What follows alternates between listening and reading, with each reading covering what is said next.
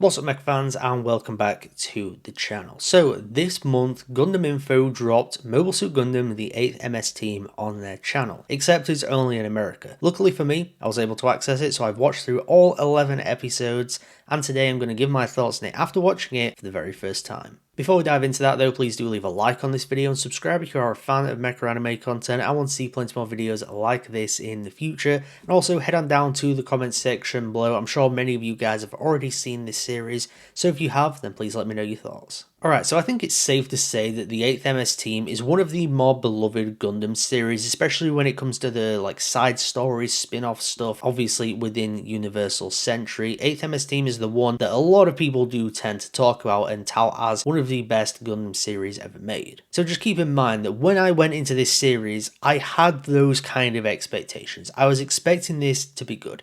I was expecting it to be great. On the other side of that, there was a lot of people that really do hate this series. So I kind of had those expectations as well. So it was very much like in the middle. And I gotta say that after watching it, I sit pretty much in the middle. It's not the greatest thing ever. Certainly not the worst thing ever either. Starting things off though with what I do really like about this series, and first off, the artwork looks amazing. They really managed to capture the feeling that they're going for of this boots on the ground, guerrilla warfare. This is essentially the Vietnam War through the lens of Gundam. We're in swamps, we're not really in the trenches as such, but you know, we're kind of in that atmosphere. You've got other guerrilla fighters, it's of course Zeon versus Federation stuff, but you do have other people, kind of locals in there as well, and I think it captures that feeling so well, not only through the action and the general vibe of it, but of course, like I said, through the artwork. I'm not going to say that the animation is truly top notch in terms of movement and that. Now, it has great moments of it, don't get me wrong, but consistently, maybe not top tier, but in terms of how it looks, I think it manages to capture that vibe perfectly. And on that same topic of design, this series has peak mobile suit designs. Like, you could look at every single mobile suit in this series, and it could arguably be the best of this specific series. You look at every single mobile suit that's in here, whether that's the Easy 8, the Gouf Custom, the Gouf Light type, the ground type GM or ground type Gundam, the Apsalis, all of these could be considered the best of this particular series, and that's a great feat to have. Because there's plenty of Gundam series out there where they have some truly top tier designs, but then they have some bottom of the barrel kind of designs. I don't think there's a bad mobile suit design from what I can think of, or mobile armor design within this series. They are all pretty much on that same tier, and there are some that of course go that extra mile, but they are all at the very least great mobile suits. What's a great series though without a great lead character? Shiro Amada, in my opinion, I think he's a great protagonist. Not only is he like a great leader, when you think of the best qualities a leader should have, in my opinion anyway, it is actually looking out for your team, leading them, not just barking orders at them, but actually, interacting with them properly, fostering this environment of teamwork.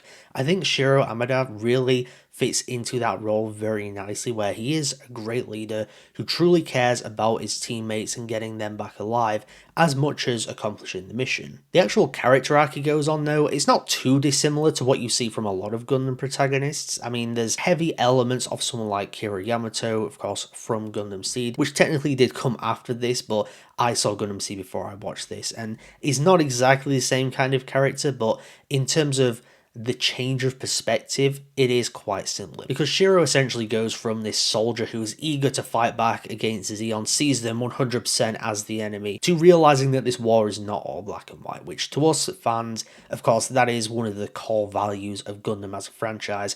It explores war in a way where neither side is good or bad necessarily. There are good and bad people on both sides. There are, good and evil on both sides, if you will. But of course, it is not straight up black and white. There's not a single side that's entirely good and a single side that's entirely bad. We managed to explore that concept through Shiro. I think the way his perspective changes is really fantastic character work, and it also feels earned. It feels developed over the course of the story so that it makes sense when he does make the decisions he makes. And one of the key factors in this change of perspective and his overall characterization throughout the series is Aina, his love interest, really. And I think their actual romance, whilst it maybe could have done with a little bit more time of them actually being together, it does make sense why they're not when you look at the story as a whole, but I think it could have done with just a little bit. But what we do get, I think is great. I think the romance does feel pretty earned. It is, you know, essentially the crux, the anchor to the entire story and everything that goes on within it. But yeah, I think as far as Gundam romances go, this is probably one of the better ones. Now, before I dive into my actual negatives about the series, I want to talk about something first of all that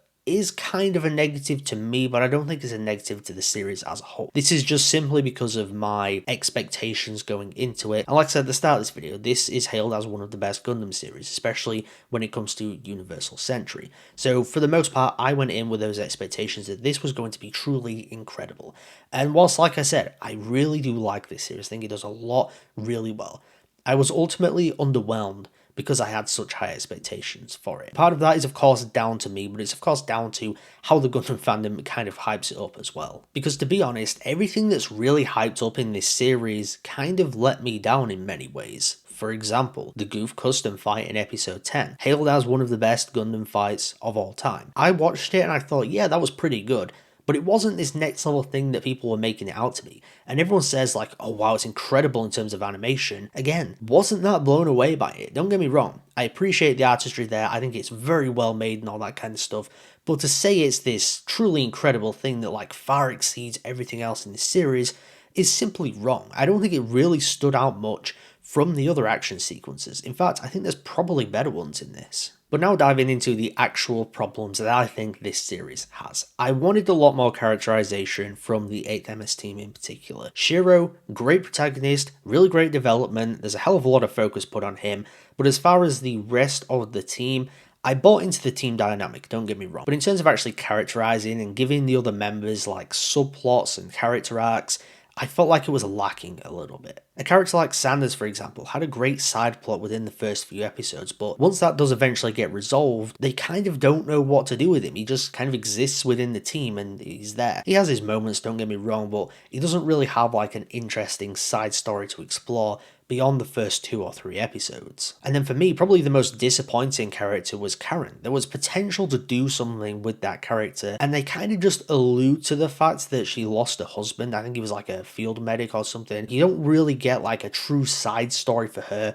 or like a, you know, something to truly flesh her out. You just get kind of alluding to things, and that can work in some ways, but I think you need just a little bit more to really get invested in the character. You need to actually see and not just hear about these things. And for a series that's aiming to be realistic, that's touting itself as Gundam from the perspective of the people on the ground and all that kind of stuff, it's really not that realistic a series. Now I can get past having the Absolus, which is, you know, a giant floating mobile weapon. I can get past that. What I do take issue with though is a scene like Shiro point blank range dodging a missile fired by a mobile suit, whilst he's not in a mobile suit. He's literally on the ground and he kind of like moves to the side slightly and dodges it. Even if he's a new type, I don't care. If you want to paint realism in a series, you want me to buy into the fact that this is a boots on the ground, realistic approach to Gundam, you can't be doing stuff like that, because it just removes that essence of realism. If someone can point blank range dodge a missile, it removes a lot of stakes and essentially just gives Shiro plot armor, when I really don't think he should have something to that level. But overall, despite those few issues that I've just mentioned, 8th MS Team is a pretty solid Gundam series. I think it's the most like good to great kind of Gundam series where I certainly don't hate it, I don't even dislike it, but I just think it's very good, but it's also not a next level thing like it's touted to be. You've got a great protagonist, you've got some great action sequences, the whole concept of it in my opinion is really great. I love the idea of doing boots on the ground guerrilla warfare Gundam, and whilst it doesn't always manage to tap into that realism, I respect it trying and actually, you know, kind of doing something different with the Universal Century timeline. So with all that in mind, I'm going to give Mobile Suit Gundam, the 8th MS Team, a B. But those were my thoughts on Mobile Suit Gundam, the 8th MS Team. Before I get out there, please do leave a like on this video and subscribe. If you are a fan of Mecha anime content, I want to see plenty more videos like this in the future. Also, head on down to the comment section below, like I said earlier. Let me know your thoughts on this series if you've seen it. And stay tuned because we're going to have plenty more 8th MS Team videos coming. Character tier list, Mobile Suit tier list, the usual kind of stuff. And we've got plenty more Gundam content to come in the future as well. In fact, I am currently working my way through Mobile Fighter G Gundam, so expect a review for that pretty soon because I don't have too many episodes left to watch. Thank you once again for tuning into Mecha Chat today. I'll see you guys next time.